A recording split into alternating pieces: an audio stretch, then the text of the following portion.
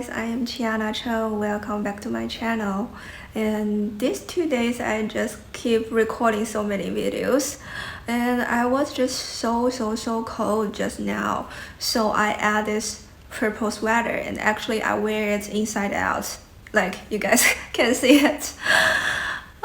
Maybe it's a little bit weird in the camera, yeah, but anyway, I like it how it shows on the camera.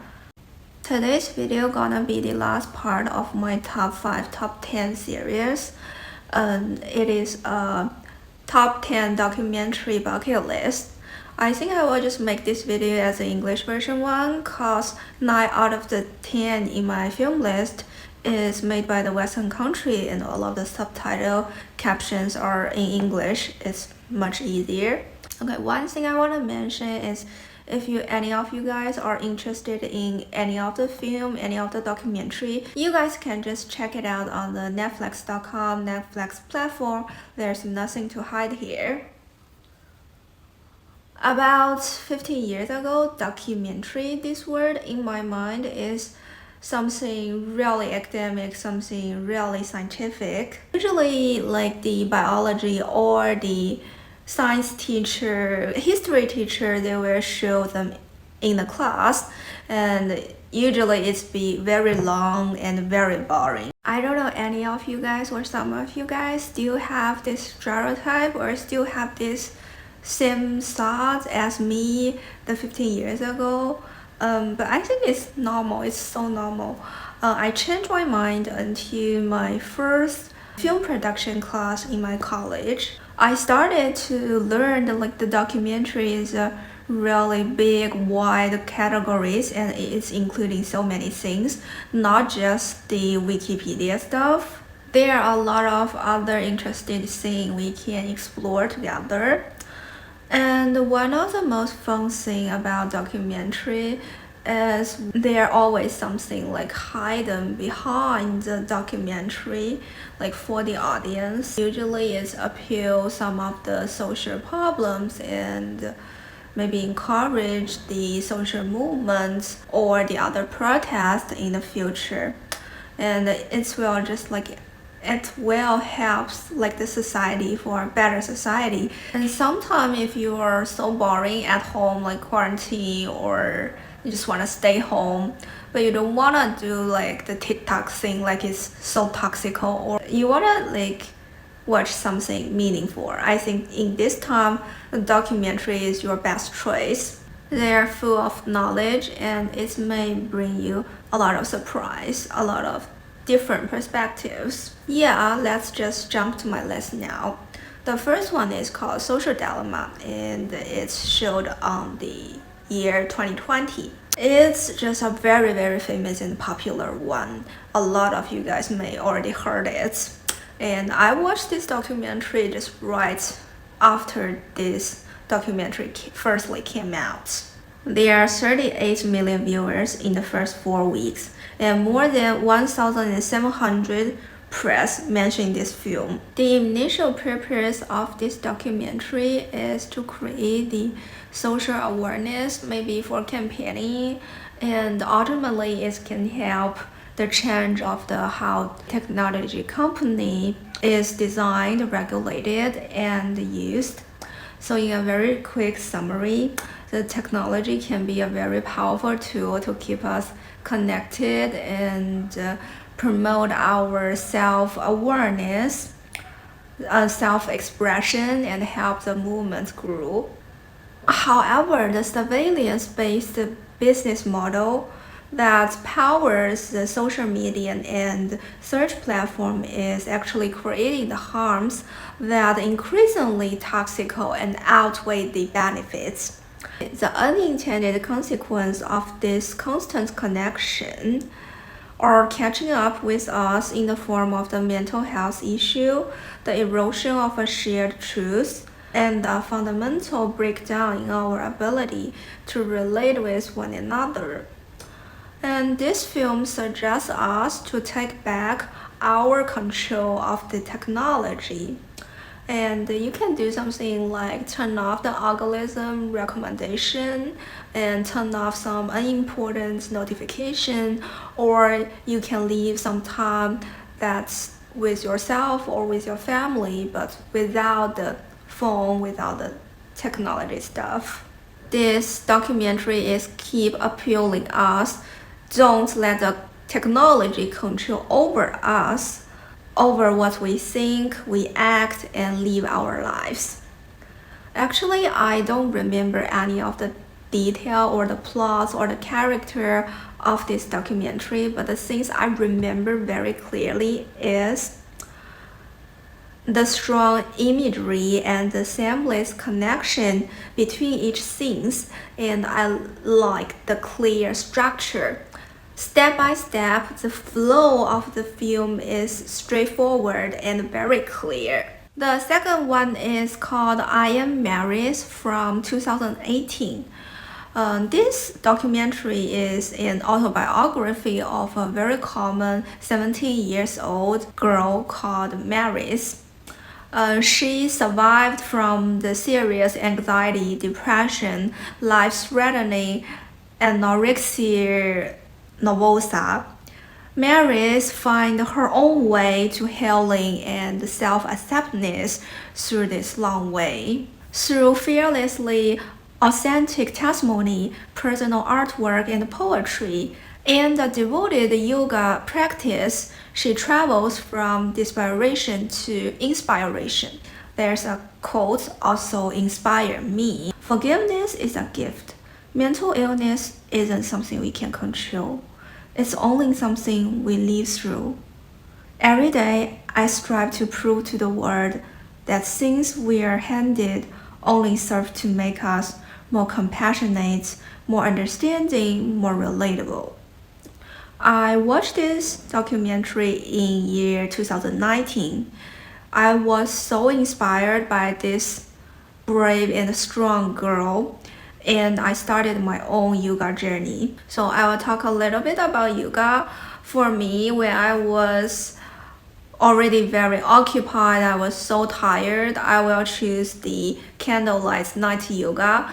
It's usually we use the yoga break to help stretch the whole body and empty the thoughts, and kind of you are going to a new area, new world, the yoga world. When I was pretty relaxed and I want to challenge myself, I want to push myself a little bit, I will choose the intensive hot yoga, like usually it's hot yoga level 2.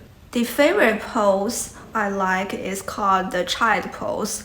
Like you are push your hands forward and you put your forehead down to the ground and like a child. My yoga philosophy is down to the earth, balance the body, fall down is normal. I think this documentary is recommended to anyone who have faced some difficulties or they have a hard time like depression, you just have a dark time. You are unsure about the future, you can look this video and see how this strong girl's grows past, how she conquer all of her difficulties. And maybe you can start your yoga journey or maybe other sports. In my thinking, like sports always help the depression thing, the hard time. And also you can try the meditation or hiking, running, all of this and into the nature. Also, I have one thing I want to share is I have taken a class called sleeping class. I know it's a little bit creepy of you guys, but it's a magic class for me. Actually, it's also called the meditation class. It's a very unique experience. The teacher will use a lot of tools, various the sound spectrum to collect all of the different magic sounds. You will imagine yourself into the nature and empty all of the thing, like maybe the only thing in your mind is blue, is the sea and the sky, and no other thing, like everything is empty. And this feeling is definitely help you to have a deep relaxing. You will feel super relaxed and forgot all of these troubles and difficult things. You will just have this empty thought at that time. And anyway, it's a very, very unique experience for me, and I recommend you guys to have a try. Just try it. The third one is called Life is Fruity. And this one is the only one which is non-English one. It's in Japanese documentary. It depicts a Japanese old couple. The grandma is 87 years old and the grandpa is 90 years old. Their rural life after the retirement. They believe in maintaining a nutritious diet of fresh foods in their large orchard. After they moved to the chalet after their retirement, they insist on a self-sufficiency and grew their own veggies and fruits. Totally, there are 200 pins of land, and they divided into 21 plots, and each plot planted the different veggies and surrounded by the fruit trees. And grandma and grandpa grew a lot of fruits like cabbage, eggplants, cucumbers, strawberries, cherries, plums, persimmons, figs, and tangerines, and also maintained the bird baths. And now let me record some of the very unforgettable things. They all be very detailed. A grandma will cook the fresh meals and always divide it to 2 servings, one for herself and another one for grandpa. And it's just showed a very simple life, only 2 people and 3 meals per day and 4 seasons per year. The food in the documentary is also very simple and normal. There's nothing special, but you can see all of the food were cooked by the love. Except the self-sufficiency, they also shifted these fresh fruit and veggies to the others within the container one by one. And another thing is grandpa wrote at least 10 letters per day to the people he didn't know so well, like the shoppers, like in the grocery store or their far neighbors. And the last thing is they made the name tags for each veggies and fruits. Also, the grandpa was writing the tags. He write one for the grandma to warn the grandma not hit her head on the tree. In June 2015, also the period they were shooting this documentary, grandpa takes a usual afternoon nap after working in the fields and just die naturally in his sleep. The scene after that is grandpa sits next to him in a black dress, smiling through her tears, and promised to join him soon. So this scene is a pretty moving scene, like it's also very clean and nice. And the grandpa just does what he did in the past, watering and fertilizing the veggies and silently guarding their common home. Everything in this documentary is just love and peace. These 2 words can illustrate all of the things. And also all of the things in this documentary are very, very real. There's no content overloaded, after effects, or even the flitters. And after watching this documentary, I felt like not so afraid of aging and death. Even I have a little bit respect for my simple and warm retirement life. The next one is called Found. This movie came out in 2021. And this documentary is an international co-production between United States and China. It follows 3 adopted teenager girls who discover their blood-related cousin on 23andMe, and they all travel to China together for seeking the answer of their identity and family history.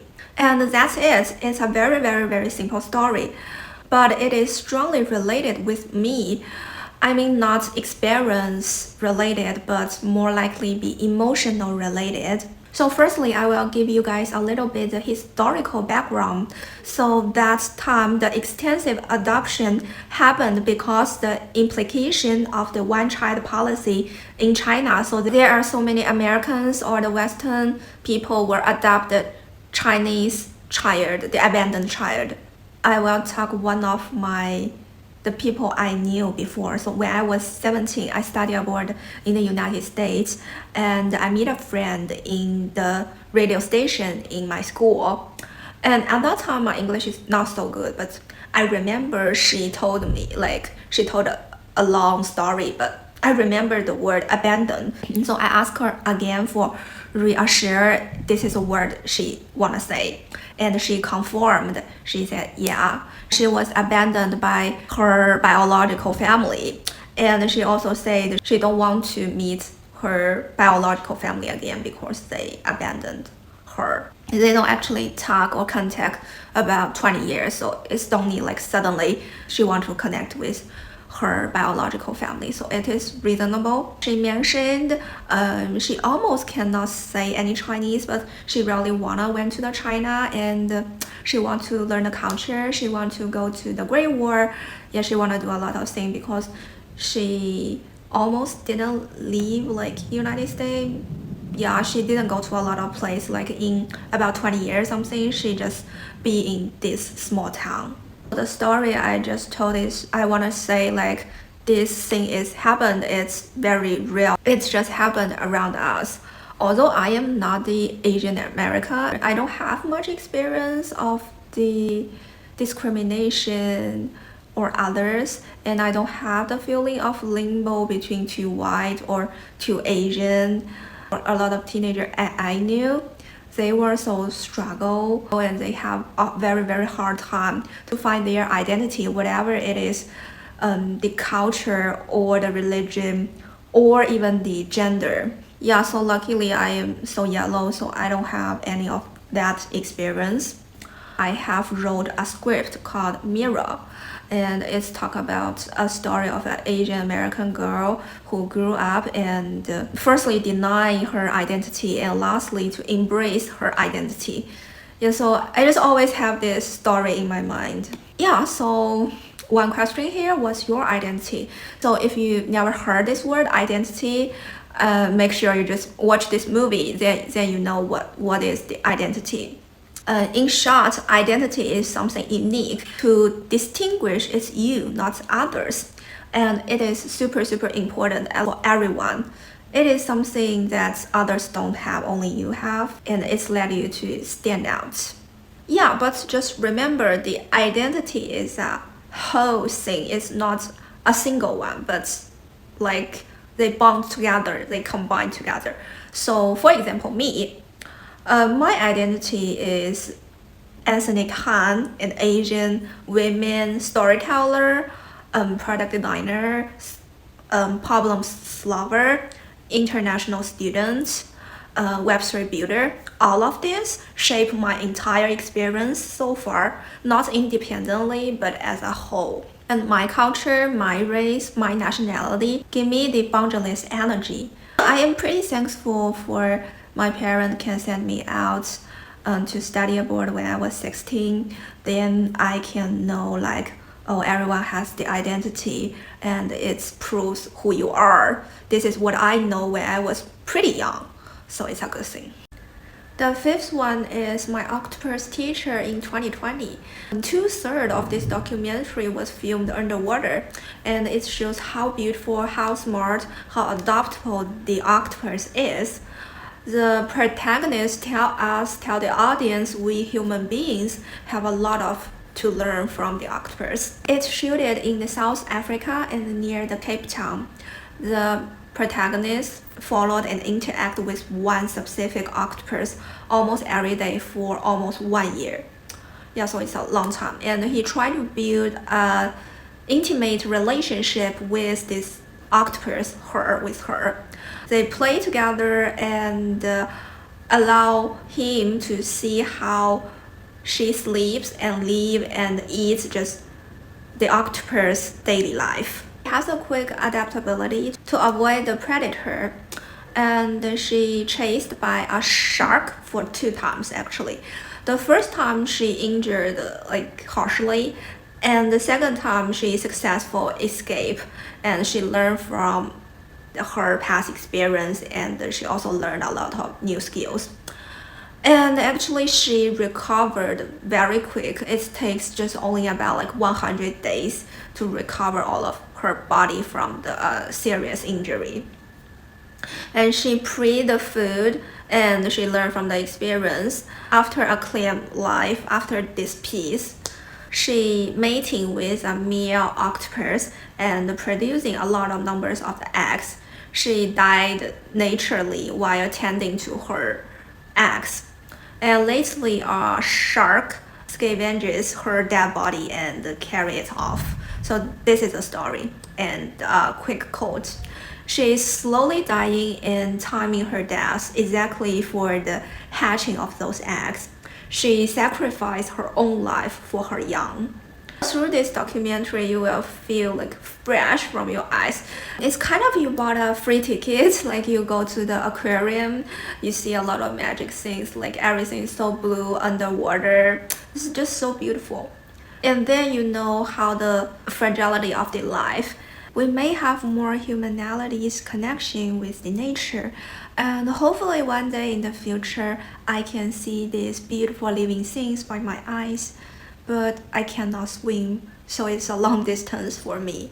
And one last quote. You go into that water and it's extremely liberating. All your worries and problems and life drama just dissolve. The next documentary is Downfall, the case against Boeing in 2022. It looks into the events throughout the history of the aircraft manufacturer company Boeing that lead to the crashes of the Lion Air Flight 610 and Ethiopian Airline Flight 200, where 2 airlines crashed, killing a combined of 346 people, both involving the Boeing 737 MAX, and occurred within a short time span. Throughout the huge amount of investigations, the documentary criticized the capitalization of Boeing, nothing that the urge to beat major competitor Airbus leads to the neglect of component failures within the 737 MAX. Boeing may have been more concerned with the financial gain over the safety for the passengers. However, in the past history, Boeing always put the passenger safety for the first priority, and it's just changed after the IPO, after the so many benefits issue, like the stock price, all of this stuff. Yeah, for me, hearing this tragedy like air accident or even a car accident is kind of a normal thing. It's like the MU 5735 2022 and MH 370 in 2014. I knew the accident sounds like very crucial, and suddenly like there has a saying like you never know what tomorrow will bring you. So this is what all I think after I knew this event, knew this news. But what I didn't notice is like this complex capitalization things hide behind the scene, behind the evidence. I was always admire like the majority of the documentary researcher. They are devoted themselves into find one specific truth behind the service. And for just very long time, like I remember some researcher doing it's like 10 years or like even longer, and including the last protagonist, he dived into the sea and researched about this marine thing, the octopus, for also for a long time. So hopefully like one day in the future, because one of my biggest dreams is to film a documentary, so hopefully I can find a really interesting thing that I can do the long research on it to find a truth or whatever. For now, for this documentary specifically, I think in my daily life observation, I may find more perspective on one single thing, like look more press. Like now basically it's all on the cell phone, you can check every information. So from different press for one single thing to see more perspective on one discussion, one event. Number 7, so this one is a short, sweet one. The Year Earth Changed 2020 to 2021. This is the name of the documentary. The director record how the nature changed in 1 year, as told in the title, 2020 to 2021. Before the pandemic, I looked so many different documentaries in the Earth problem, like plastic, sea, air pollution, different pollution, a lot of pollution, and also the weather problem. They always be a series, and they are pretty long, and one episode is like 1 hour. We human beings continue doing all of this thing, and the earth is in danger. It's used like a warning way, like, oh, if you don't do this, if you still do this, then there has a big dangerous things happen. But this documentary actually is very different. It's from a reverse way. An example that if we don't disturb the nature, how the nature are getting better, getting flourished. COVID is a virus. It's give us everyone so many troubles, but COVID offered a unique opportunity to peer into the lives and worlds of wildlife, to see things look like much without human interaction, especially for the animals, but also the plants. Also some quotes here. The noise level, air pollution, toxic gases dropped it to the lowest rate since 1950s. Even modest changes to our lives can make a vital difference to wildlife around the world. We've discovered that our lives are interconnected in deep and surprising ways. If we are striving in the future, now is the crucial moment to find ways to share our planet with all lives on the earth.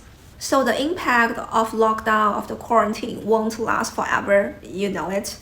But what inspiration we can take from this moment, from this example, this documentary the author gave us. We can find a better way to coexist with the nature. Even we human we're doing some small alterations people can do to make sure that humans and wildlife are both successfully live together. We need to take some actions. This documentary have a strong appeal, the campaigning of the environmental protection.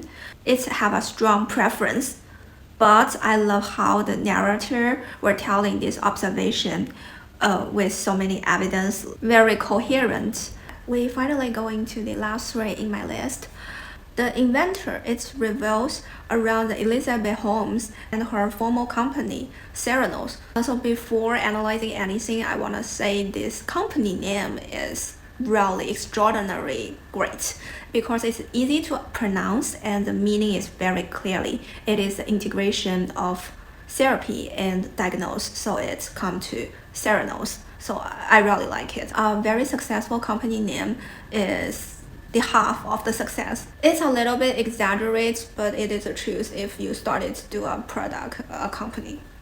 And I think I want to analyze this event, this documentary by 2 parts. The first part is a good thing, like the things we can learn from Elizabeth.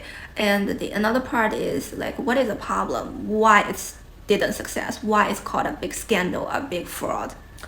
Okay, so firstly, the initial ambition is really great to revolutionize the blood testing through the biotechnology, and finally spawned. None of the investors didn't have the interest of dividing hundreds of diseases from only a drop of blood. On the control row, there are thousands and hundreds of the problems, including the management of the company is very messy, and the communication between the teams are forbidden. They gave the fake report when they couldn't finish the report by only 1 drop of the blood. The company hired the lawyers to accuse the employee who were willing to devote it to the real experiment and telling the truth. Also, one of the employees suicide. The company denigrates his good reputation after his suicide. The most manic things here is a false thing comes to the truth. This invention, this testing result is related to the human lives. Human lives are so vital. But Elizabeth viewed this just only as a testimony. And when she told the lie so many times to an extreme point, she started to believe the lie is the truth. and she continued to telling more lies to cover his previous lies. And all of this detail and this fact is what I did my research. So if you are interested in this event, this documentary, you can find much more details. I think this documentary is really full of a lot of information, and it's super meaningful for me to learn some lessons, especially for any of the entrepreneur or anyone who wanna start his own project, and the whole company is definitely help a lot. You will definitely learn a lot of failure lessons. The next one is White Hot A&F.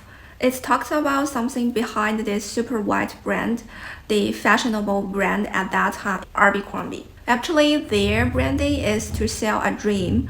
It was like your fantasy, a young person's fantasy. Fashion is selling us belongings, confidence, cool, and sex appeal. And the very last thing they sell is the garments. Definitely the clothes were nothing special, but the label of the clothes, the Abercrombie across your chest, was almost like a badge of distinction. This very brilliant business idea is to put brown shutters over the windows and only a big image in front of the doorway of the entry, so you can't see the real product until you went inside the store. This is their business strategy. When all the other malls, they have like kind of called the window shopping. All of the other brands, they put all of the best thing over the window. Abercrombie is the only one, the first one to doing this, to hiding their product in a very dark environment. Also inside the store, the music is kind of like the nightclub beat, and the smell, the perfume is a strong cologne perfume, and it's kind of be the masculine dream. Personally, I was also obsessed when I was 15, and I saw a picture of one row of the half naked, pretty hot white guy and standing in front of the store in the Fifth Avenue in New York. After seeing that picture and all of this branding and went to the store, I also bought so many A&F clothes. This selling and business strategy, I must say, it is so smart, and it also attracts so many countless teenagers. However, a plaintiff called All Americans didn't mean all white. It reveals most of the people were recruited for this job only on the basis of their looking. When there's interview, they ranking the people only from the cool to rock based on their looks. And the information will send back to the headquarters. They also fire the people without any official resignation letter. And if they don't want you, they will tell you, oh, we don't have the shift, we don't have the hours. It's actually there's, instead of they're saying, oh, you are not look good enough, you are not look cool. In 2014, the CEO of the A&F, Mike Jeffries, left the company. It means end of a culture that defined beauty as a thin, white, young. A culture excludes the people who are LGBT or the other different cultural background. But meanwhile, it also means the sales of the A&F Abercrombie is like this, decrease for them. So this culture saying this discrimination is definitely a 15 years old young girl didn't notice. But now I understand. I would never buy a brand like Abercrombie, even if it's a super cool brand. There are a lot of similar stories happen in China, like H&M boycott the Xinjiang cotton. Dolce & Gabbana amid racialism accusation. Balenciaga also has a similar scandal. The French police and the French staff have insulted the Chinese customer not jumping to the line, but it is not the truth. Yeah, so a lot of these events, this news was just happen. Whatever how long the time goes, but I will keep remember these things, so I will never ever buy this brand. I think I remember, and all of the Chinese people also remember how the foreigners, how their Western brand discriminates us as an Asian. So I think overall, this story, this documentary tell us an amazing brand also need to have the moral social responsibility is also super important. Last but not least, Cyber Hill exposing in internet horror. This one is a really special one. I put it at the last in the end. So generally, I will notice an event, an accident because of I see one documentaries. But this one is like revised. I knew this nice room victim event happened in 2019. And I started to know there were someone will created a documentary to talk about this thing in 2022. So after this like 3 years waiting, it's turned out not came to my expectation at least. When I saw the trailer, it's like 1 minute and 45 seconds in the beginning of last year. It was just amazing. It was just shocking, like the image and the sounding. But like the real documentary is just like, it's okay, but it was not definitely shocking or very wonderful one. To talk about this event a little bit, a total of 3,757 people were linked to the nice room crime because it's anonymously and exploitative. A network of online chat room ran rampant with the sex crime. And I know the social media, like my first recommended documentary, bring us a lot of benefits, but for this one, it's also benefit the offenders. They have the chance to do this crime. Because the chat room in the Telegram, I don't know, do you guys use it or not? I use it because of a lot of Web3 news where I must use it.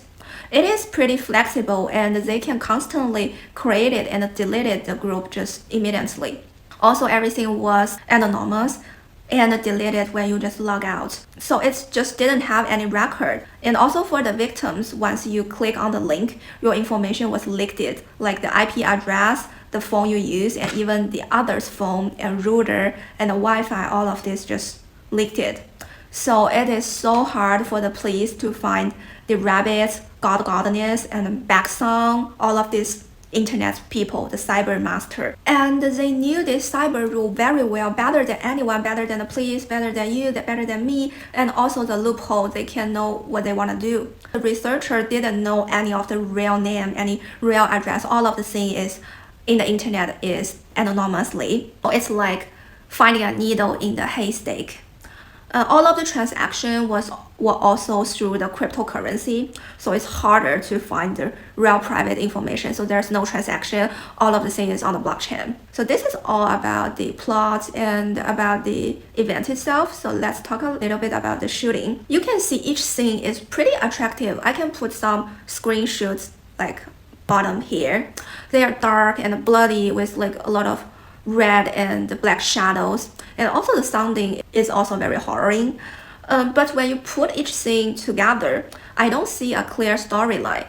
Also, for the big red headline for the whole film is so messy. I don't have any ideas of the relationship of the Teen Flav, Joker, why story. There are so many sides in these events, but I'm not sure what valuable impact did this each side have, what their contribution is. And also for me, I don't like how the narrator talk about the whole event's background. I didn't have any empathy with those victims when I heard the narration. Nothing to relate on. I don't know, is that because it's a man who is a narrator, or I think it's not the main reason, it's the part of the reason. However, I think the issue itself is worth the people's attention. If you are interested in this event's accident, I still recommend you can see this documentary. But still, the documentary structure and the rhyme is not clear enough. So lastly, I read 2 quotes. Digital sex crime became more serious when such medium producer becomes to share between the multiple people. All the small acts people don't take serious could end up inflicting the tremendous harms on the victims who combined and accumulated. It only takes one click to destroy them all. It's really not the victim's fault. That is not true at all. It's systematically rigged so that anyone would fall victim to such acts when they put in the same situation. Instead of asking, why do you do that? Why do you put yourself in such danger? We should realize that can happen to any of us. There are many cases people became victims just by being in the wrong place at the wrong time. Yeah, so I think that's all of my 10 documentary from my bucket list, and it have a lot of different perspective for the social media stuff, for the scandal, for the Boeing, the big events, accidents, in a lot of different perspective and also identity. So you can choose the topic you like. At least this 10 documentary is like I watch about like hundreds something, but for like generally like the documentary has a higher quality than just a normal film, in my personal perspective. Yeah, so I think that's all. I talk a lot today. I think the next one will be the Beihai vlog. Yeah, see you guys next time. Bye bye.